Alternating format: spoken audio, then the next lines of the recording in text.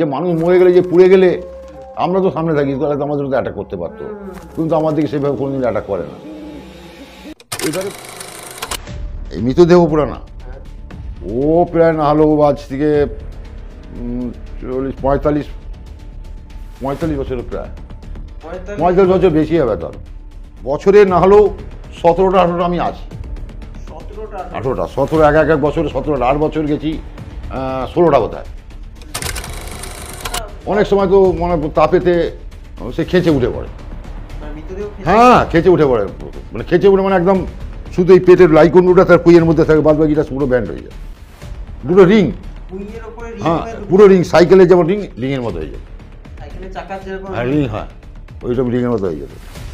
মানে সাইকেলের রিংটা তো বড়, মানুষের শরীরটা ছোট, যেহেতু ছোট রিংয়ের মতো। না লোকের ভয় তো ভয় পায়, কিন্তু আমি আমার কোনো সেটা লাগে।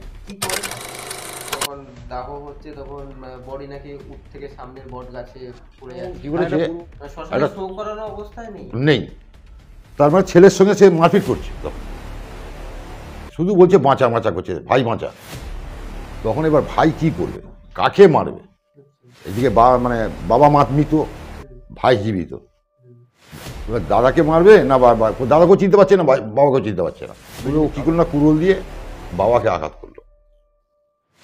বাবাকে আঘাত করতে তবে বাবা ওখানে লটকালো, তাকে সেইখানে কুড়োল দিয়ে চিরে বাবাকে তুলে মৃতদেহকে পুড়িয়েছে। এরকম তো গা বাড়ি ঘরদোর হয়ে গেছে, ভূত ভক্ষের মানুষ নেই, লোক বলে কিছু না কিছু একটা আছে, একবারে অস্বীকার করা যায়। কিছু না কিছু একটা আছে, একবারে অস্বীকার করা যায়। কিছু না কিছু একটা আছে।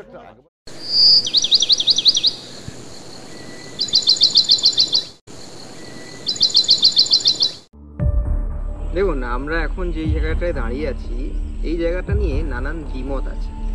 শ্মশান, কেউ বলেন খুব ভয়ের একটা জায়গা, আবার কেউ বলেন শ্মশানের মতন পবিত্র স্থান বোধহয় নেই। আর আমাদের পডকাস্ট উইথ অরিত্র চ্যানেলে তাই এই সমস্ত কিছু অভিজ্ঞতা নিয়েই একজনের সুদূর পডকাস্ট। তিনি প্রায় 45 বছর ধরে হাজারেরও বেশি মৃতদেহ দাহ করেছেন। কোলাঘাটের একটি ছোট্ট গ্রাম শাহাপুর, সেই শাহাপুর কেন্দ্রিক, যেই শাহাপুর গ্রামের প্রায় 70% যে পাকা বাড়ি, সেই পাকা বাড়ি যার হাত দিয়ে তৈরি হয় তিনি সুখেন দাস। না, চিনতে পারছেন না? নামটা আরেকটু ভালো করে বলি, লালু দাস। এবারে নিশ্চয়ই চিনতে পারছেন। তার হাত ধরেই 70% পাকা বাড়ি তৈরি হয়। আবার তার হাত ধরেই এই শাহাপুর গ্রামে 70% মানুষের শেষকৃত্য সম্পন্ন হয়। কি অসাধারণ জীবন বলুন তো। চলুন লালু দাসের গল্প শুনে নি। আর এই পুরো পডকাস্টটায় থাকছে অনেক কিছু। কেটে যাবে ভয় ভীতি, কেটে যাবে সমাজের নানান কুসংস্কার, আর যেটা সঙ্গী হয়ে থাকবে সেটা হচ্ছে মানব সভ্যতার বিবর্তনের নানান কাহিনী। সেরকম ভাবে ছোটবেলার কথা আমি যদি একটু জিজ্ঞেস করি, ছোটবেলায় তো সেভাবে নিশ্চয়ই পড়াশোনা করতে পারোনি, সেক্ষেত্রে এই প্রথমে এই রাজমিস্ত্রির এই কাজটাতে এলে কিভাবে, বা শিখলে কিভাবে, এই মিস্ত্রির কাজটা শিখলে কিভাবে? দেখো, মিস্ত্রির কাজটা শিখেছি বলতে গেলে আমি খুব ছোটবেলা থেকেই কর্মতে মানে কর্ম ভালোবাসতাম। বাবা মা খুব অভাবী ছিলেন, অনেকগুলো সব ভাই বোন ছিলাম আমরা। আমরা 5 ভাই ছিলাম, মোট 6 ভাই ছিলাম। এক ভাই ছোটবেলাতেই মারা যায়, তারপরে আমরা বর্তমানে 5 ভাই ছিলাম। আপনাদের আদি বাড়ি কি এইখানে? হ্যাঁ, আদি বাড়ি আমাদের এখানে, বলতে আমরা পিসি বাড়িতে মানুষ হয়েছি। তারপরে বাবা হঠাৎ একদিন ওই আমাদের সরকার বাড়ির সঙ্গে যোগাযোগ করে ওরা আমার দিকে এখানে এসে এই ধম্বারডাঙ্গাতে, মানে আমাদের এই ইয়ংস্টার ক্লাবের পাশে ওই জায়গাতে আমার দিকে নিয়ে আসে। তারপরে বাবা যখন বাবা বুঝতে পেরেছিলেন যে আমার ছেলেরা হয়তো ভেসে যাবে, আর আমার ছেলেরা তো তেমন কোনো ইনকামদার নয়, তো বলে আমাদের কাছ থেকে 5 ডিসমিল জায়গা আমাদের 5 ভাইয়ের নামে করে দেয়। যদি কোনো কারণে আমাদেরকে এখান থেকে সরিয়ে দিতে চায়, তাহলে আর অন্তত মাথা গোজার ঠাঁইটা ওরা পায় বলে সেই হিসাবে ঠাঁইটা হিসাবে আমার দিকে 5 ডিসমিল 5 ভাইয়ের নামে করে দেয়। বড় হ্যাঁ বলছি, এবারে ওই কাজটা শিখলাম বলতে গেলে আমাদের কাজ, আদি কাজ আমরা আছি রজকৃত মশাই, আমরা আছি দোকানদার, লন্ডির কাজ ছিলেন। তো লন্ডির কাজে তখন খুব পরিশ্রম কাজ ছিল। তো ওই একটা লন্ডির দিকে এতগুলো সংসার চালানো খুব অসম্ভব হয়ে উঠেছিল। তারপরে দেখলাম যে আমি এই কাজ যদি থাকি তাহলে সবাই এক কাজে জড়িয়ে যাব, বলে ওইখান থেকে আমি বেরিয়ে যাই। তখন আমার 14 বছর বয়স।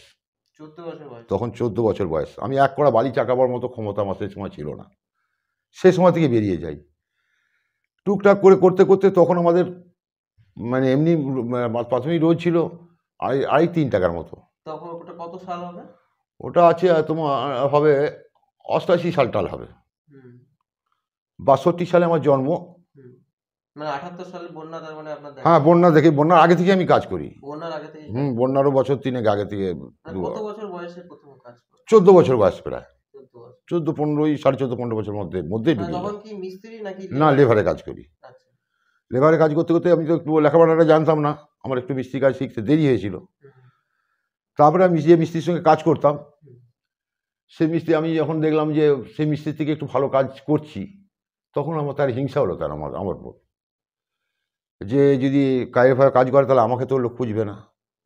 কিন্তু আমি তাকে ছাড়িনি, আমি টানা তার সঙ্গে 18 বছর ছিলাম, ভয়ে, যাতে আমি লেখাপড়া তো জানি না, বাজারে বেরিয়ে গিয়ে আমি যদি না কাজ পাই, বা আমি যদি কাজ না ভালো লোক এত পয়সা খরচা করে যে কাজ শিখেছি, এত পয়সা দিয়ে খরচা করে লোক বাড়ি করছে, যদি এই বাড়ি ঠিক মতো করে দিতে পারি না, বাড়ি যদি কোনো ক্ষয়ক্ষতি হয়ে যায় তাহলে আমাকে তো লোক খারাপ ভাববে। সেই হিসাবে ভয়তে আমি তার সঙ্গে ছিলাম। সে যখন আমাকে ল্যাং মারলো, মানে আমাকে সরিয়ে দিল, জানে ও আর বাজারে করে খেতে পারবে না বলে আমাকে সরিয়ে দেয়। সরিয়ে দিতে তখন আমি একা টুকটাক 2-4টে কাজ করি। তো আমার কিছু বন্ধুবান্ধব জানাশোনা ছিল, তখন তারা বলেছে তুই হয়তো ভয় করছিস কেন, আমরা আছি, তো আমাদের কাজ তোরা করবি, তুই করবি বলে আমাকে তারা টুকটাক 2-4টে করে কাজ দিতে থাকলো। দিতে থাকতে থাকতে কাজ করছি, করতে করতে এই হিসাবে আমি আজকে এই জায়গায় দাঁড়িয়েছি। মিস্ত্রি কাজ মানে একটা পাকা বাড়ি তৈরি করা, বা এই মিস্ত্রি কাজটা কবে থেকে শুরু করলেন? মিস্ত্রি কাজটা আমি ঠিক ওই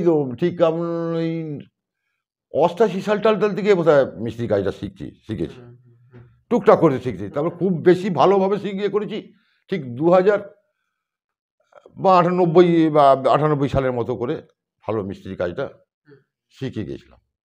আর বড় বড় বাড়ি করতে শিখলাম তখন ওই 2002 সালের পর থেকে।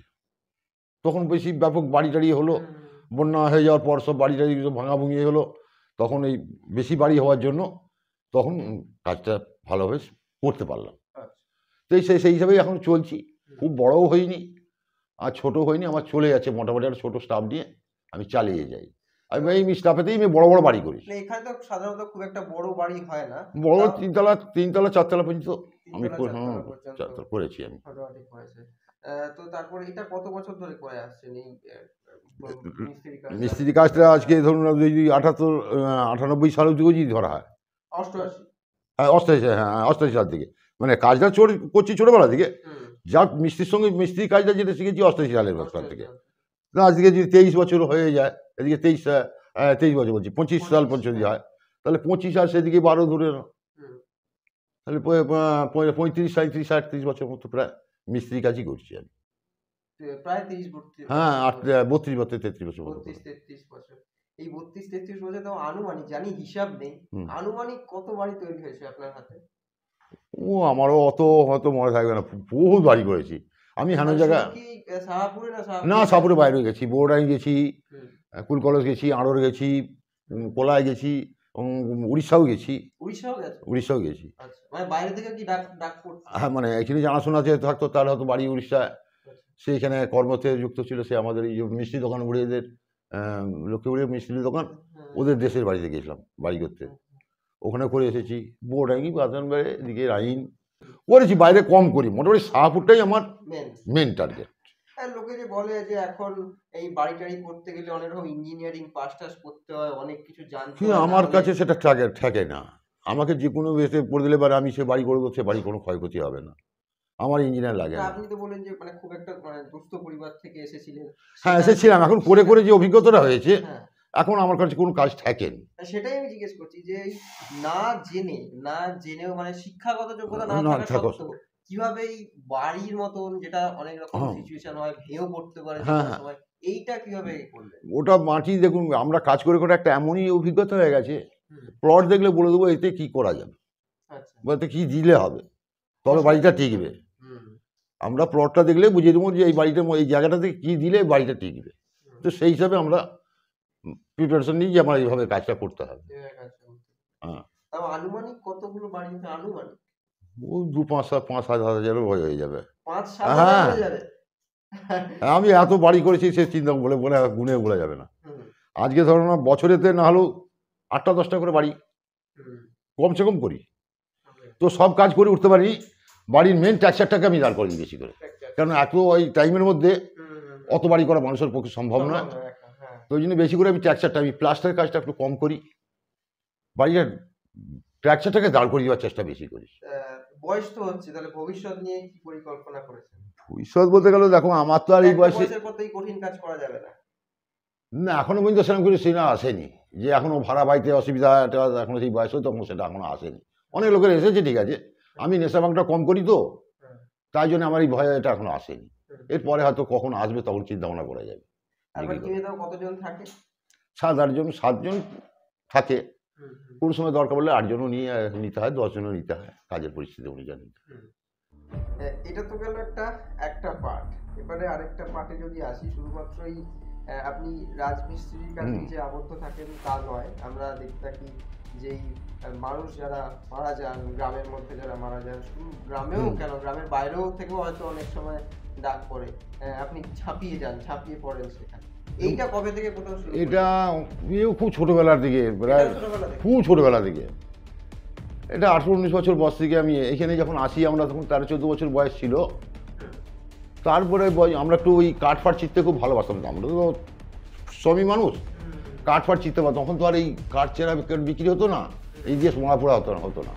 তখন মানুষ মরে গেলে পরে মানুষের গাছ কাটতে হয়, কাঠ চিরতে হয়, এইসব মানুষ তখন আমার দিকে খোঁজ করতো, মানে এইসব আমরা ভালো পারতাম বলে আমার দিকে খোঁজ করতো। সেই দিকে টুকটাক যেতে যেতে তারপরে একটা হরিনামের দলও করেছিলাম। আচ্ছা। তারপর ওই হরিনামের দলে গেলাম, যেতাম, যেতে যেতে দেখলাম যে না, এই তো করলে হরিনামের দলে গেলে পরে তো ওই যে সৎ কাজের কাজটা ওটা তো করা যাবে না, ওটা সাইড থেকে সরে যেতে হয়। তো সেই জন্য হরিনামের দলটার থেকেও আমি সাইড সরে গেলাম। যে আমি একদম প্রথম, ভালোবাসা থেকে যাওয়া। হ্যাঁ খুব ভালোবাসি বলতে মানুষ তো মারা গেলে মানে করে তো তার শেষ অবস্থা, আর তো তার কিছু ফিরে থাকাবার কিছু নেই। আমার ভালো লাগে, কি কারণে ভালো লাগে আমি জানি না এখনো পর্যন্ত নিজে বুঝতে পারি। বলে মৃতদেহ ছুলে হয়ে যায়, না, আমি এখনো পর্যন্ত কোনো অপবিত্র কিছু, হয়ে যায়। না আমি এখনো পর্যন্ত সেসব কিছু ভাবিনি। হুম, আমার যে কোনো জিনিস হোক, যত পচা হোক, গোলা হোক, যাই হোক না কেন, আমি কাউকে ঘৃণা করিনি। যাওয়ার সময় তাকে সসম্মানে বিদায় জানানোর চেষ্টা করি। আর আমাকে তো কেউ বলে বাড়িতে অশান্তি ফশান্তি করে, আমি কি কারণে আমার ভালো লাগে আমি জানি আমার না। কাছে যখন 18-19 বছর বয়সে যখন প্রথম শুরু করলেন, তখন আপনার বাড়ি থেকে কোনো রকম বাধা দেয়নি? আপনার বাড়িতে তখন তো আমি বাবা-মা? আবিবাহিত, আচ্ছা। তখন আবিবাহিত, বিবাহ করিনি, তারপর সে তখন থেকে যেতাম।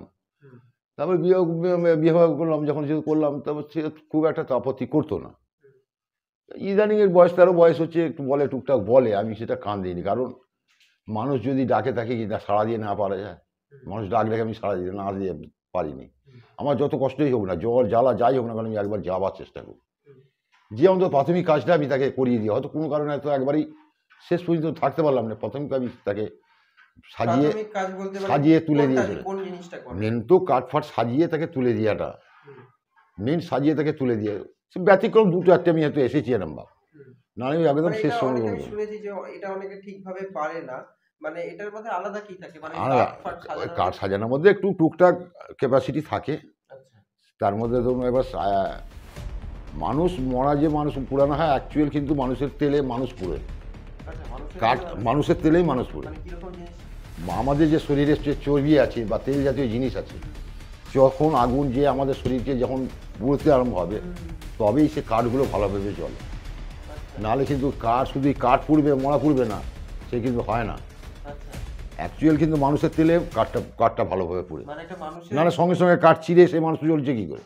হ্যাঁ, মানুষের চর্বিতেই কাঠগুলো পুড়ছে, কাঠটা সে আগুনটাকে যোগান দেওয়া হয়। যোগান দেয় আর কি। কিন্তু আসল মরা পুড়ে কিন্তু ওই মানুষের তেলেতেই পুড়ে। আচ্ছা, মানুষের তেলেই মানুষ পুড়ে। হ্যাঁ, মানুষের যত দেখবে ফ্যাট সরিয়ে যাবে, সে তত কুইক পুড়বে। তার মানে শরীরে তার তেল আছে যাতে। একটা দেহ পুড়তে কতক্ষণ সময় লাগে?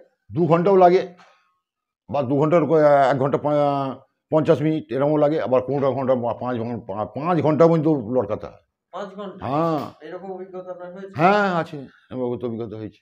কারণ ওগুলো কি হয়, একবারে খুব যেগুলো বয়স্ক, হুম, যাদের শরীরে মানে এ জাতীয় চর্বি জাতীয় জিনিস নেই, খুব মানে রোগগ্রস্ত মানুষ, তাদেরকে পোড়াতে গেলে একটু কষ্ট হয়, নাহলে এমনি সাধারণ মানুষকে পোড়াতে গেলে কোনো কষ্ট হয় না। আচ্ছা, এই যে লোকে বলে যে শ্মশানে যেতে ভয় করে, বা এটা খুব মানে শ্মশানে গেলে আবার চান ফান করতে হবে, আবার অনেকে বলেন শ্মশান খুব পবিত্র জায়গা, আপনার কাছে দেখো, স্নান পবিত্র বলতে শ্মশান পবিত্র, এবার স্নান ফান কেন করতে হয়, এই যে যারা সবাইকে যে স্নান করতে হয় তা না, সবাই তো যায় শ্মশানেতে ওই কাজের সঙ্গে যুক্ত থাকে না, যারা সাইডে সাইডে ঘুরে। আমরা কিন্তু প্রত্যক্ষভাবে ওই শ্মশানের মধ্যে ওই কাজের সঙ্গে যুক্ত থাকি, তাই জন্য আমাদেরকে কেন করতে হয় না, আমরা ওই নোংরা জিনিসগুলোকে হাত দিয়ে ঘাটাঘাটি করি, বা যে মারা গেলেন ওকে আমরা হাত দিয়ে তুলি দিই, বা খুচাখুচি করতে হয়, বা ওই যে মানুষ মরলে যে একটা পোড়ার গন্ধ উঠে গায়েতে থাকে, সেটা ধুয়ে পরিষ্কার করে দিলে মনে হয় শুদ্ধ, নাহলে আর কিছুই অসুবিধা নেই। মানে ওই যে জার্ম গুলোর জন্যই এই কথাটা আচ্ছা, এই বলা হয় যে হচ্ছে স্নান টান করে হ্যাঁ, নেওয়া। এর আলাদা কোনো মানুষ যদি ভর্তি পেটে শ্মশানে যায়, তাকে কোনো জিনিসই অ্যাটাক করতে পারে না, সে যতই রোগগ্রস্ত মৃতদেহ হোক না কেন, যদি পেটটা ভর্তি থাকে তাকে কোনো মতে অ্যাটাক করতে পারবে না। যদি শরীর তার দুর্বল থাকে, মানে পেট খালি থাকে, ওই জাম তাকে অ্যাটাক করতে পারে, সবাই সব ক্ষেত্রে না। আপনি দেখেছেন মানে শরীরটা খারাপ করছে, গা গত ব্যথা করছে, এরকম কিছু হয়, এরকম হয়, হয়, সব ক্ষেত্রে হয় না বলছি, সব শরীর উনে যায়, তার শরীর উইক যদি হয় তবে সেটা হবে, শরীর যদি তার উইক থাকে হ্যাঁ তবে সেটা হয়। আর যারা ফাঁকে টাকে ঘুরে সামনাসামনি থাকে না, সে 3 দিন 10 হাত 20 হাত দূরে থাকে, তাদের কি হতে পারে, তাদের কিছুই হয় না। যারা কাজের সঙ্গে যুক্ত থাকে, দূরে হয়তো গেল 10 জন, তার মধ্যে 3 জন যুক্ত থাকলো। আচ্ছা, এই যে মানুষের দেহ হিন্দুদের মতে আগুন দিয়ে পোড়ানো হয়, এবং অন্যান্য ধর্মদের মতে হচ্ছে কবর দেওয়া হয়, ঠিক আছে, কিন্তু এইটা নিয়ে অনেক সময় দ্বিমত আছে, যে অনেকে বলে যে হচ্ছে যে আমাদের যখন দেহ পড়ে তখন হচ্ছে আগুন জ্বালানোর ফলে পরিবেশ দূষণ হয়, আর অন্য সময় কবর দিয়ে দেওয়া হয়, ফলে সেটা মাটির মধ্যে মিলিয়ে যায়। এই দুটোর মধ্যে আছে, নিশ্চয়ই তফাৎ আছে বলতে গেলে, দেখো, মানুষ মরলে মাংস পুড়া, মানুষ মানে তো মাংস তো শরীর আমাদের, মাংস পুড়ে এলে একটা মাংস পোড়া গন্ধ উঠেই, সেই গন্ধটা কিরকম? আমার মনে হয় যে পরিবেশ দূষণ আমার মনে হয় তো হয় না। কারণটা কেন, মানুষ মারা গেলে সে তো পুড়ে ছাই হয়ে যায়, যে মানে ধোঁয়া যে জিনিসটা পরিবেশের যেটা হয়, সেটা হয়তো হতে পারে, যে মানুষ মরে গেলে যে পুড়ে গেলে মানুষের পরিবেশের দূষণ হবে, আমার তো মনে হয় না। আমরা তো সামনে থাকি, তাহলে তো আমাদের তো অ্যাটাক করতে পারতো, কিন্তু আমাদেরকে সেভাবে কোনোদিন অ্যাটাক করে না। এবারে মানুষ, এবারে মৃত যেহেতু পোতা হয়, মানে কবর দেওয়া হয়, যেগুলো ওগুলো মুসলমানদের কবর দেওয়া হয়, আমাদের হিন্দু ধর্মেরও আছে, বৈষ্ণব যারা তাদের আছে, বাদ বাকি সবই প্রায় মানুষ পোড়ানাই হয়।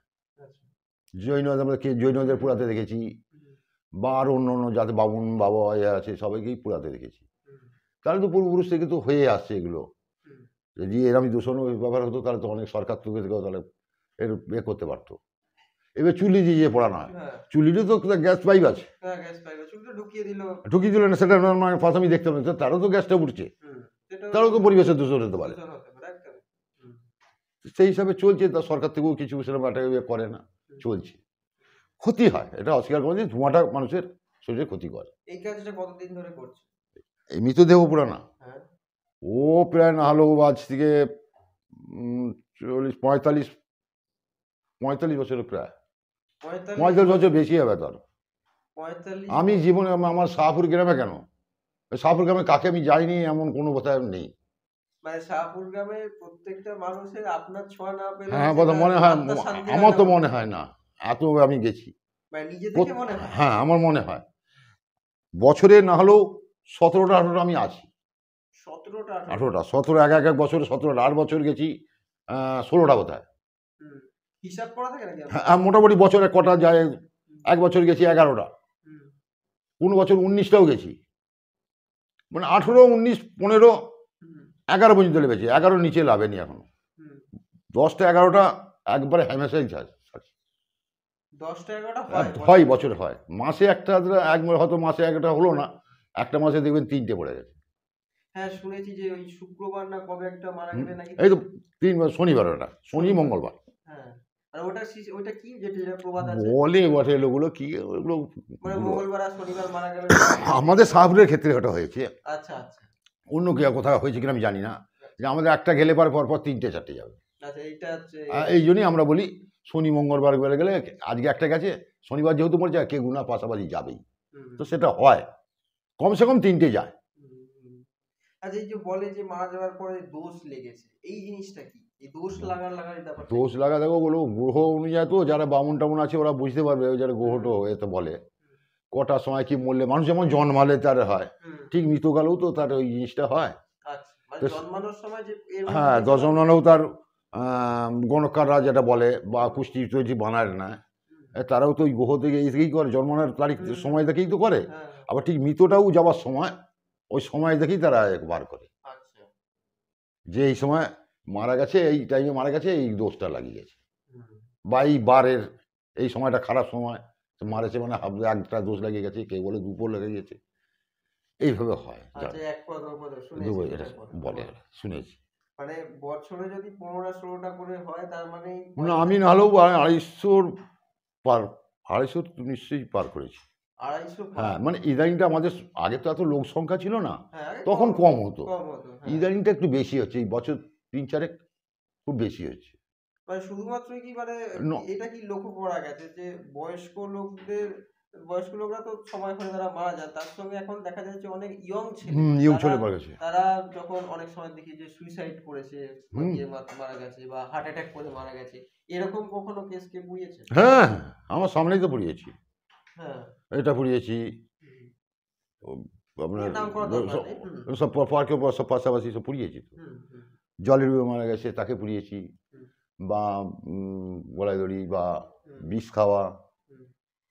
সেগুলো কি postmortem। কোনো সময় মানে না অস্বাভাবিক? ওগুলো অসুবিধা হয় না কিছু, ওগুলো কেন হয় না, ওগুলো তো স্বাভাবিক ইয়ং তো, আচ্ছা ওদের ক্ষেত্রে খুব একটা অসুবিধা হয় না। অসুবিধা কখন?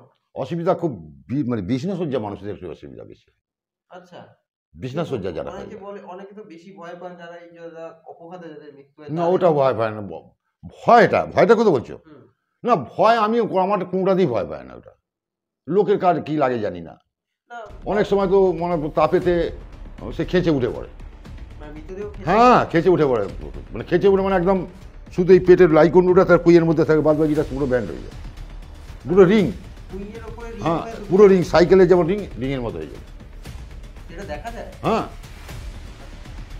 সাইকেলে পুরো রিটোল রিং হয়ে যাবে, মানে সাইকেলের চাকার যেরকম হ্যাঁ রিং হয়, ওইটা রিংয়ের মতো হয়ে যাবে, মানে মাথাটা মানে সাইকেল রিংটা তো বড়, হ্যাঁ। মানুষের শরীরটা ছোট যেহেতু ছোট রিংয়ের মতো হবে, তখন তো মানে যারা ভয় থাকবে রীতিমতো ভয় না পেয়ে যাবে। লোকের হয়তো ভয় পায়, কিন্তু আমার কোনো সেটা লাগে, কি করেন তখন যখন তখন কি ওটাকে সাইড করে একটু চাপ দিবার চেষ্টা, রিংয়ে তো চাপ দিয়ে গেলেও হবে না, ওকে কাজ করে ওইভাবে দিতে হয়, পুরাতে হয়, পুড়বে কিন্তু ওই রিংয়ের মধ্যে যতক্ষণ মাংসর ওই হাড়ের টেম্পারটা থাকবে ততক্ষণ পর্যন্ত রিং পর্যন্ত ধরে রাখবে, আচ্ছা লাস্ট পর্যন্ত ধরে রাখার চান্স থাকে।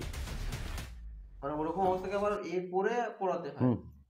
আরে লোক এই যে বলে যে সবচেয়ে মানে গোটা দেহ পুড়ে যায় কিন্তু নাভিটা সবচেয়ে শেষে পড়ে, মানে এটার লোকের কারণ কি? লোকে বলে, আমি ওটাকে বিশ্বাস করি না, কিন্তু মানুষকে শেষকৃত্য একটা দিতে হয়, দিই আমরাও ঠিক, হুম, কিন্তু আমার তো মনে হয় আগুনের কাছে কিছুই নেই।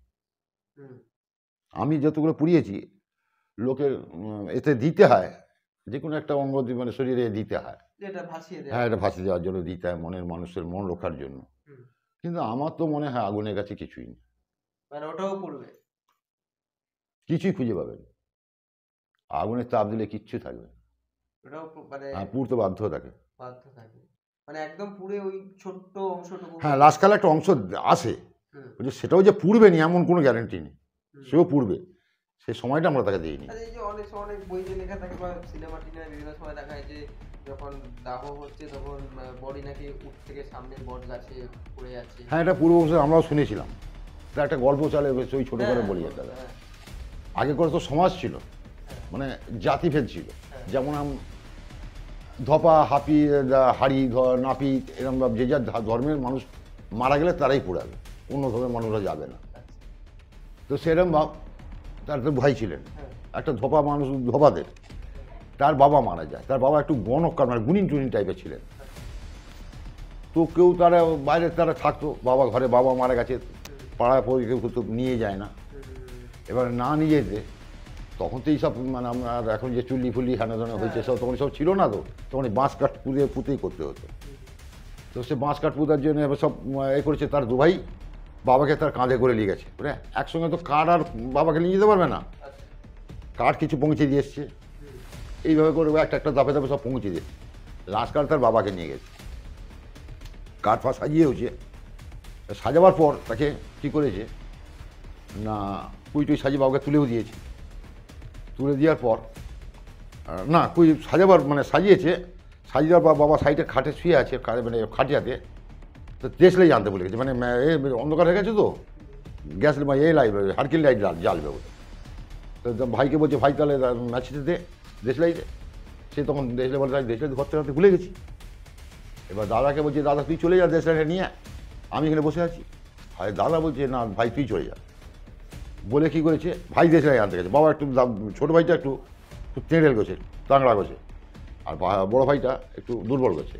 এবার দেখছে এসে দাদা মানে ভাই দেশলাইটা এসে দাদা দাদাকে ডাকছে, দাদা তার সেখানে নেই,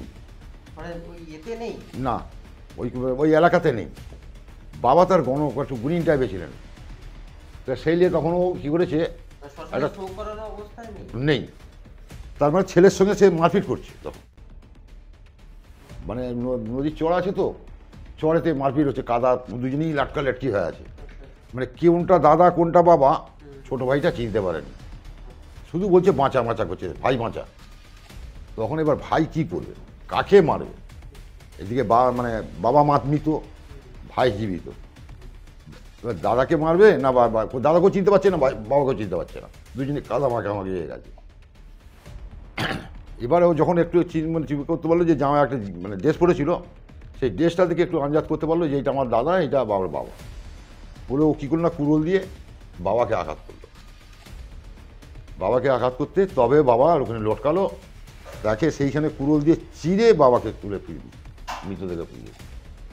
এরকম আগে পূর্বপুরুষে শোনা যেত, এটা সত্য কথা। মানে এখন লোক সংখ্যা বা একটু বাড়ি ঘরদোর হয়ে গেছে, ভূতভক্ষের মানুষ নেই, লোক বলে কিছু না কিছু একটা আছে, একেবারে অস্বীকার করে যায়।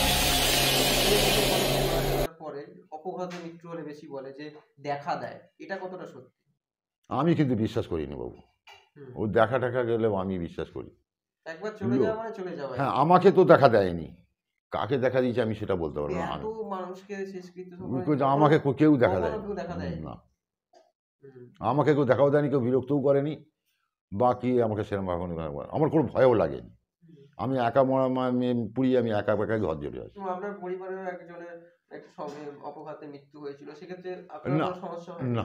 আমার কোনো হয়নি। এরা কেউ কেউ বলেছে দেখেছি সে দেখেছি, আমি তোমরাই দেখেছো, আমার তো কোনো চোখে কোনোদিন পড়েনি। আমি রাত্রে 2:30 3টার সময় উঠি। এটা দুর্বল থাকে তাদেরই কি মানে বেশি হয়? মানুষের মধ্যে মানুষের মধ্যে দেখো, প্রত্যেক মানুষের শরীরে পঞ্চভূত আছে। পঞ্চভূতে বিলীন বলে মানুষের শরীরে, প্রত্যেক মানুষেরই শরীরে পঞ্চভূত আছে। তো তুমি যখন রাস্তাতে একা একা যাবে, তোমার মনে হয় যেন কেউ পিছন দিকে আসছে, তুমি ঘুরে এসে গেলে কিছু কেউ নেই, ওকে একজন সাহস দেখাচ্ছে চ, আরেকজন ভয় দেখাচ্ছে যাস না। এই পঞ্চভূতের ঘটনাটা এইটাই, আর কিছু নাই। মানুষ এখন এই ভূত ভাক্কার বলে, আমি এখন তো বিশ্বাস করিনি, কি করে জানি না। এবং শেষ করবো একটা সাম্প্রতিক ঘটনা দিয়ে, এই কোলাঘাটের এই পাশের গ্রাম রাইন, সেখানে এই সম্পর্কে একটা ঘটনা ঘটেছে। হ্যাঁ, আমি শুনলাম যে একটা 21 বছরের ছেলে যে হার্ট অ্যাটাকে মারা গেছে, এবং সেই সঙ্গে সঙ্গে তার মা সঙ্গে সঙ্গে আত্মহত্যা করেছে ছাদ থেকে। মানে এই আমি ওই রকম ভাবে জানতে চাইছি না, কিন্তু আমি জানতে চাইছি যে ওই সময় এটা তো প্রথম হলো, কোলাঘাটে প্রথম হলো, মানে এই সময় মানসিক অবস্থাটা কি থাকে? মানে একজনের ছেলে মারা গেছে, সেই সময় মানে তাকে এই যে লোকে বলে যে ওই সময় টানছে, আত্মা টানছে, মানে ওটা কি বলা যেতে পারে যে তার ছেলেই তাকে টেনে নিল? আত্মা টানা ঠিক না, বাপ ছেলের মায়ের শুনেছি, আমিও শুনেছি যে ওর সন্তান একটাই সন্তান ছিল নাকি, খুব ভালোবাসতো। তো ভালোবাসতো, ছেলেটা বাইরে থাকতো নাকি, কলকাতা না কোথাও থাকতো। তো এসেছিল, তো মনে করলো যে ছেলেটাকে এতই হয়তো খুব ভালোবাসতো যে ছেলে চলে গেছে মানে আমার থেকে কী হবে, আমি লোকের কাছে কী জবাব দেবো। তো আমি বাড়িতে থেকেও আমি আমার ছেলেকে বাঁচাতে আমি দেখতে পারলাম না বা বাঁচাতে পারলাম না, আমার বাড়িতেই জিনিসটা ঘটলো। এই টেনশনটা সে নিতে পারে। নিতে পারেনি, না নেওয়ার জন্য সে বাধ্য হয়ে যায়, ওই ডিসিশনটাকে নিতে বাধ্য করেছে। কোনো আত্মহত্যা টানে না, না, কোনো আত্মহত্যা করে টানে না। বা ছেলে ফেলে এরকম টানে না, এটা না, সম্পূর্ণ না, সম্পূর্ণ তাই, ভুল ধারণা। তাই। নিজের মেনটেন্স রাখতে পারেনি, নার্ভের ঠিক রাখতে পারেনি, তাই জন্য সে সুইসাইড করতে বাধ্য হয়েছে। মানে এই প্রথাটা অনেকে বলে যে আত্মা এসে নিয়ে ঝুলিয়ে দেওয়া, কেউ আত্মসুইসাইড করতে গেছে, গলায় দড়ি গেছে, ওই যে লোকে বলে যে আত্মা টেনে নিয়েছে, নিজে যদি না নিজে না আমি যাই, আমি যদি নিজে একটা কর্ম করতে যদি না যাই, হয়তো কোনো গ্রহতে টেনে যায় সেটা আলাদা কথা, কিন্তু আমি যদি নিজের মন থেকে না কিছু করি, আমাকে কেউ করাতে পারবে? এত সমাজে নেশা ভাঙ মানুষ করে, আমি যদি না খেয়ে নেশা ভাঙ করি, আমাকে কেউ করাতে পারবে? একদম আমার মনটাকে আগে শক্ত করতে হবে যে সত্যিকারই সে যেটা বলছে সেটা ঠিক না বেঠিক। একদম আমাকে ঠিকঠাকও বাঁচতে হবে, বেঠিকটাকে বাঁচতে হবে, কোনটা ঠিক কোনটা বেঠিক, তবেই সে সেখান থেকে ফিরতে পারবে। একদমই তাই। মানে এই ভিডিওটা শেষ করছি, এবং শেষ করলে একাধিক যে সমস্ত সমাজের কুসংস্কার, সেই কুসংস্কার আপনারা যারা এই ইন্টারভিউটা দেখবেন, আমি নিঃসন্দেহে বলতে পারি যে এই কুসংস্কারটা কাটবে। যারা বলেন যে শ্মশানে যেতে যাওয়াটা পাপ, যারা বলেন মৃতদেহকে সৎকার করতে যাওয়াটা পাপ, যারা বলেন যে এই আত্মা টেনে নিয়ে যাচ্ছে বা এই সমস্ত কি, এই জিনিসগুলো আগে ছিল, কিন্তু এখন আপনারা মোবাইলে 3G থেকে 4G থেকে 5G যুগ, এখন 5G মানুষ ব্যবহার করে, এখন মানুষ পাতাল রেলে যায়, আকাশে যায়, ওই পুরোনো যুগে আর মানুষ বাঁচে না। মানুষ কুসংস্কারটা ছেড়ে নতুন জীবনকে, এই নতুন একে আপনারা সঠিকভাবে চালনা করুন, নিজেদের মতন করে চলুন, তবেই হয়তো একটা সুন্দর জীবন আপনারা ভালোভাবে কাটাবেন। এবং সেই জন্যই আমাদের আজকের এই পডকাস্ট, অনেক কিছু হয়তো ক্লিয়ার হয়ে গেল এই গোটা ঘটনাটা জুড়ে, এই গোটা ইন্টারভিউটা জুড়ে আমার অনেক কিছু জানলাম। থ্যাংক ইউ আমাদেরকে সময় দেওয়ার জন্য। Thank you so much.